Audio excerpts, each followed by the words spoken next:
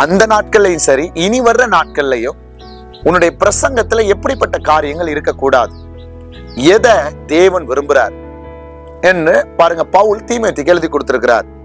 அதான் 2 தீமோத்தேயு 4வது அதிகாரம் 4வது வசனத்துல, சத்தியத்துக்கு செவியை விலக்கி கட்டுக்கதைகளுக்கு சாய்ந்து போகும் காலம் வரும். இன்றைக்கு ஒரு சபையில, ஒரு தேவ மனுஷனுடைய வாழ்க்கையில, அவனுடைய பிரசங்கத்துல 100க்கு 95 99 விதங்கள் ஒரு கட்டுக்கதைகளோ வம்ச வரலாறுகளோ, ஒரு யாரோ ஒருவருடைய அனுபவ சாட்சிகளோ, இல்லாட்டி யாரோ ஒருத்தருடைய பாருங்க அந்த அனுபவங்களோ, தன்னுடைய அனுபவங்களோ வெளிப்படுது அப்படின்னா அவர் மாம்சத்துக்குள்ள இருக்கிறாருன்னு அர்த்தம். அவருடைய சபைகள்ல ஆடுகளை பார்க்க முடியாது, ஒரு வளர்ச்சியை பார்க்க முடியாது. இன்றைக்கு ஏன் அப்படின்னா, அதே 1 தீமோத்தேயு 6:20 சொல்லுது, ஓ தீமோத்தேயுவே, உன்னிடத்துல ஒப்புவிக்கப்பட்டதை நீ காத்து கொண்டு சீர்கேடான வீண் பேச்சுகளுக்கும் ஞானம் என்று பொய்யாய் பெயர் பெற்றிருக்கிற கொள்கையின் விபரீதங்களுக்கும் விலகு.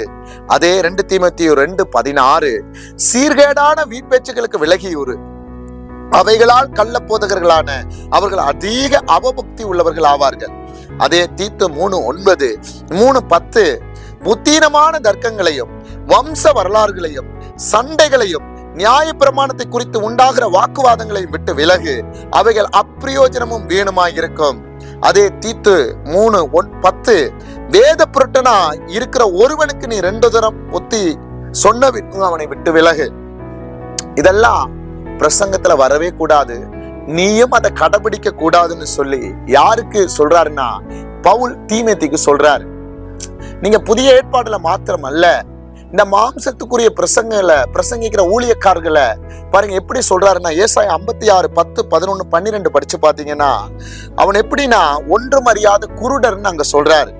குலைக்க மாட்டாத ஊமைகள், துக்கமயமாய் புலம்புகிறவர்கள், படுத்துக் கொள்ளுகிறவர்கள், நித்திரைய பிரியர், பெருவற்ற நாய்கள், பகுத்தறிவில்லாதவர்கள் சொல்றார்.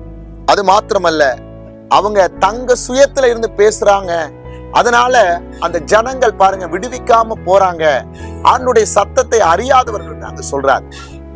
நீங்க இதை இன்னும் ஒரு படி மேல வரணும்னா, இந்த மாம்சத்துக்குரிய பிரசங்கத்தை பார்க்கணும்னா, ரோமர் 16:18 சொல்லுது, அப்படிப்பட்டவர்கள் நம்முடைய கர்த்தராகிய இயேசு கிறிஸ்துவுக்கு ஊழியம் செய்யாமல் தங்கள் வயிற்றுக்கே ஊழியம் செய்து நயவசனிப்பினாலும் இச்சக பேசினாலும் கபடி இல்லாதவங்களுடைய இருதயங்களை வஞ்சிக்கிறார்கள்.